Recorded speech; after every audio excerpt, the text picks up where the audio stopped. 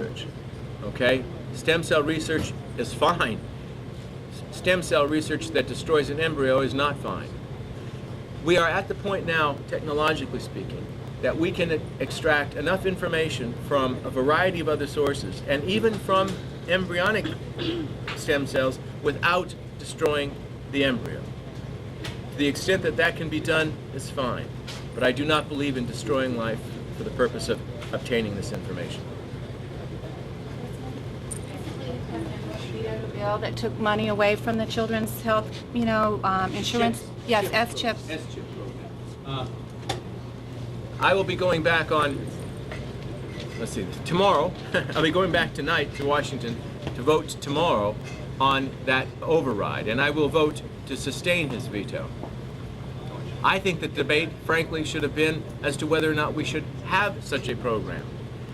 But even if we do, the idea that it should be expanded so dramatically to include a lot of people who are not children, by the way, and who are financially, I mean, $83,000 a year does not seem to me to be, for a family of four, does not seem to be a poverty level income that would then put you into this program. But that's what the new S-chip program does. It expands it.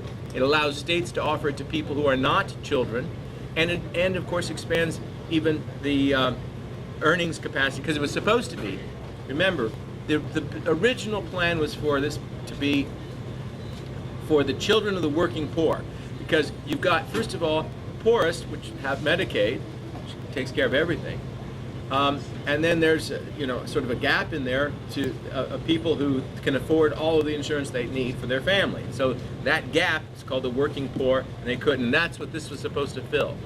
Well, like everything in government, unfortunately, like so many things, like so many programs, it starts out with this altruistic, this is all it is for these kids, and the minute that it looks like it's going to be a popular political issue, all of a sudden expands far beyond what it was ever thought of to be originally. And then everybody goes, how come you're spending so much? How come the debt is so high? How come the deficit is so terrible?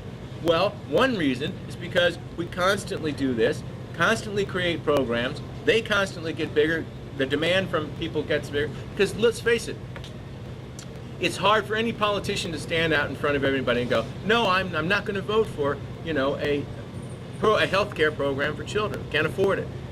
That's, you can stamp the word children on almost anything going through Congress. It will pass. It's for the children. Just say that.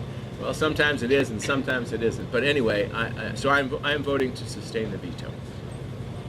What are your views on the genocide going on in Darfur? Do you believe we should give military relief, economic relief at all to the country?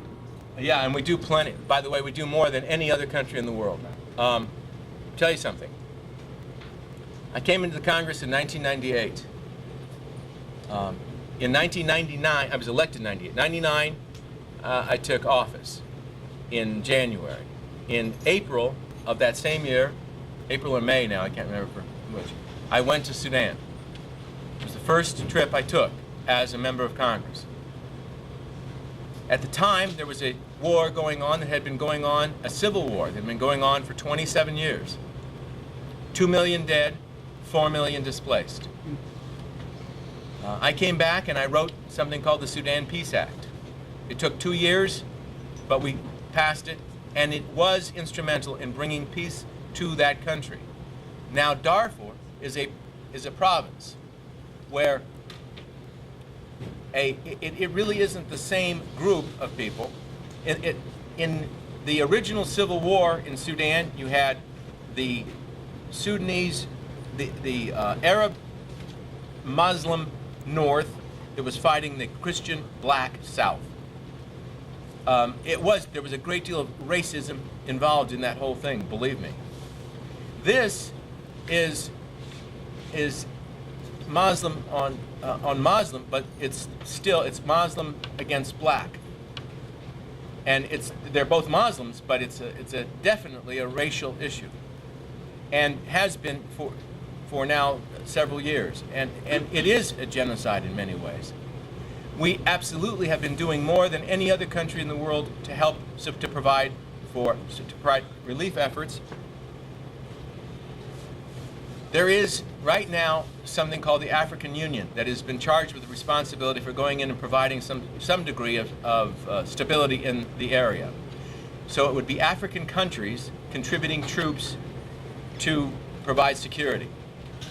That is the best way for us to deal with this, is through African countries handling it. We can provide logistical support. We can provide the transportation. It is not a good idea, I don't think, to put any more American boots on the ground in a Muslim country. So I would not be for putting American troops in there. I would be and have been supportive of giving aid to the African Union for that purpose. Now, they have been lax, I will say this. They have not done their job very well. To a certain extent, it's because the mandate they had was to just observe.